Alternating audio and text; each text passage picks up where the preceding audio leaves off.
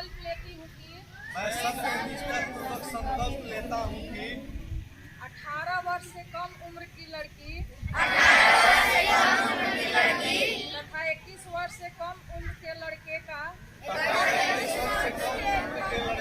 विवाह नहीं करूँगी।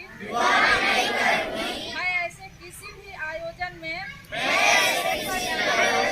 शामिल नहीं रहूँगी जहाँ पे बाल विवाह किया जा रहा हो। कम उम्र की शादी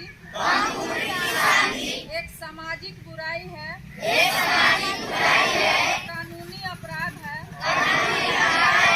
अतः मैं प्रण लेती हूँ कि इसकी रोकथाम के लिए और संभवत प्रयास करूँगी। मैं अपने क्षेत्र को बाल विवाह मुक्त बनाने की प्रतिज्ञा लेती हूँ। काम करेंगे। ठीक है, तो आप यहाँ तक समझ गए मानव तस्करी क्या है। इस गांव के लिए, इस सोसाइटी के लिए जो बच्चे गुम हो जा रहे हैं, बहका के, फुसला के दूर चले जा रहे हैं, उनको बचाने के लिए हम लोग काम कर रहे हैं। तो ये जो है बहका के चले जा रहे हैं ना, यही मानव तस्करी में आता है। किसमें आता है ये? हाँ, और कई बार होता है कि कुछ हॉस्पिटल, फ्रॉड हॉस्पिटल होते हैं, वो कहते हैं कि आपको बीमारी है और वो आपकी बॉडी से कोई अंग निकाल लेते हैं। उनके बारे में भी खबर देना है। आपके क्षेत्र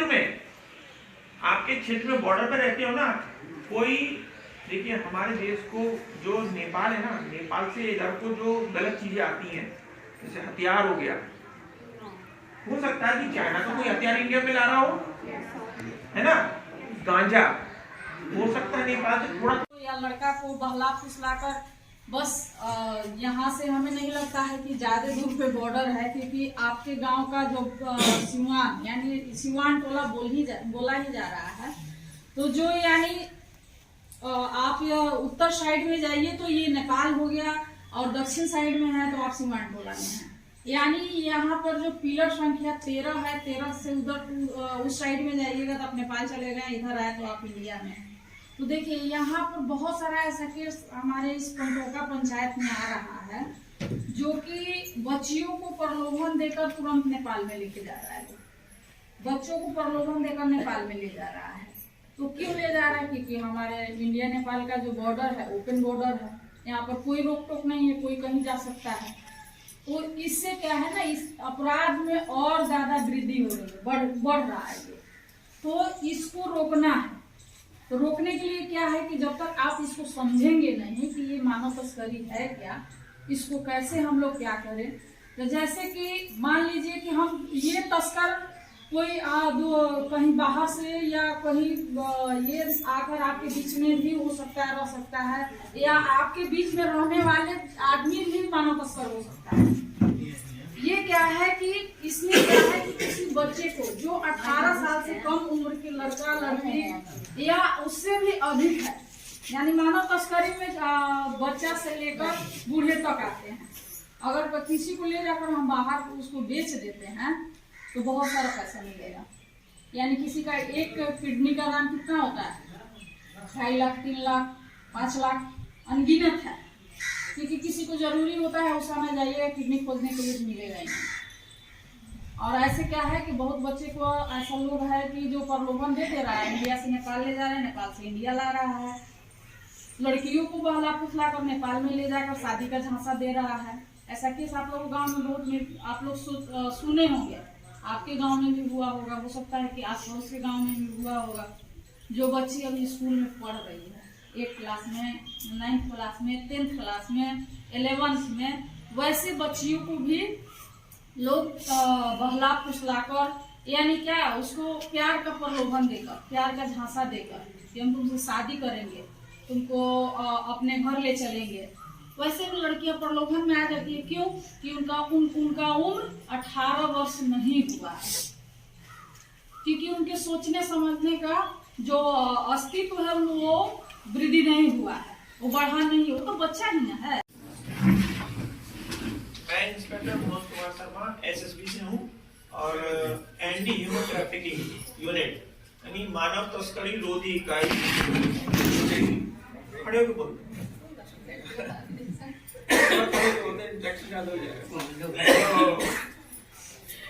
आप सभी का धन्यवाद, आप लोग यहाँ पे पहुंचे। और आरती मैडम जी हैं जो इन्होंने बहुत अच्छा बताया मानव तस्करी को लेके, बहुत बहुत धन्यवाद। और आरती मैडम ह्यूमन ट्रैफिकिंग में और बाल विवाह में और जो भी सोसाइटी के लिए बहुत काम कर रही हैं, जिनके प्रयास का ही नतीजा है कि हम लोग जो मैडम ने आंकड़े बताए कि इतने लोगों को रेस्क्यू कर पाए हैं और इतने ट्रैफिकों को हमने जेल भेजा है। तो मैडम का बहुत सहयोग रहता है हमारे साथ में। और मैडम के कई ऐसे कार्यक्रम भी हैं जिसमें बाल विवाह को रोकने की कार्य हो रहे हैं। तो कई शादियां ऐसी होती है जो नाबालिग बच्चियां उनको रोकने का।